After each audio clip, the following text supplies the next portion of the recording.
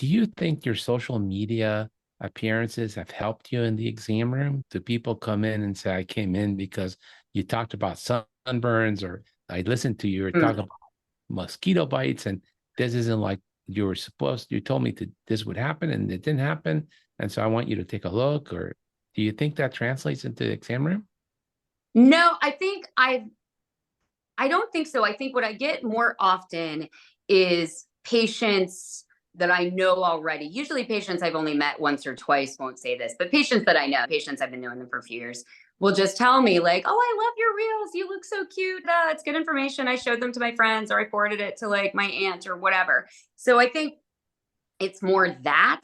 I certainly haven't had anyone yet come in and be like, "Well, you said this on your reel, but now you're telling me this." I haven't had that. I was worried that would happen. I know it could, but I have not had that happen yet. It's been mostly generalized and complimentary. So we'll take that. Wow, that's great. Yeah. And Yeah. do you There is have you something, tried? hold on, there is something to this video stuff because during Yeah. COVID, we would do these short videos of 1 minute, 2 minutes with the different doctors on different things and Yeah. people updated on what's happening in the office with COVID. And I stopped doing that because I thought it was silly. Personally, I'm a professional. Yep. That was an emergency and needed to be done. And I know Herb's thoughts on silliness in the videos, but we should have a little bit of a decorum. No? Yeah.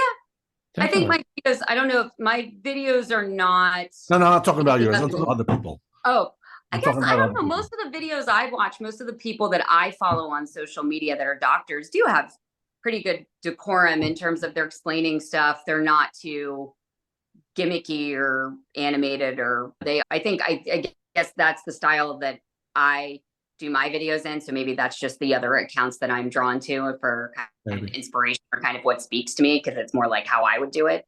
We definitely did some additional videos for COVID that was more office based. Hi, we're now having you call ahead before just coming in. We're Like that. doing it Yeah, this way now. like that. We have changed our hours again, those kinds of things. And those multiple of us participated in, and we shot those on our phones and then Yeah. just got Katie to edit them together for us. So we definitely did those kinds of videos.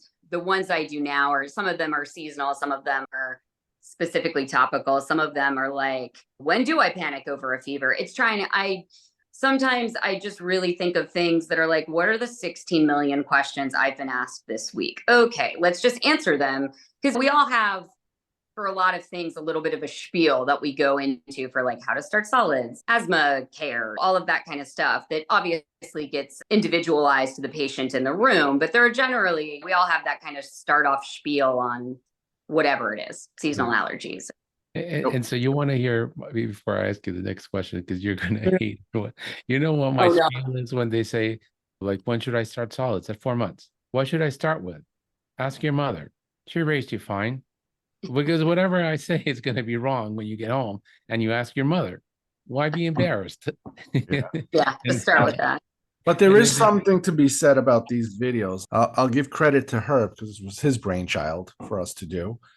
We made these videos where we send a text message with a hyperlink to a video on YouTube for each particular visit type. And we talk about what's going to happen at that visit, what vaccines you're going to get, some anticipatory guidance. Yeah. We did it in a PowerPoint presentation, doctorly, with pictures, not very complicated. And you have the two talking heads, myself and one of the younger doctors. And I put some scary pictures of measles and chicken pox and stuff. And you get, Dr. Scott has never seen these illnesses. I have. So it's a good idea to get your shots. People seem to like that. And they sometimes, they asked that they'll stop the screen and take a screenshot of the PowerPoint presentation. I've been told by people that people don't want to hear PowerPoint stuff. I don't know what's the right answer. I think it depends on the person and probably the age of the parent that you're talking about too, Yeah. because I think, these days people still have babies at, 25 or 30. And there's also Yeah. lots of course, first-time parents who are not that much younger than me. And Yeah. so I think some of it may be a generational thing and what you're more comfortable with and how tech savvy you are as a person.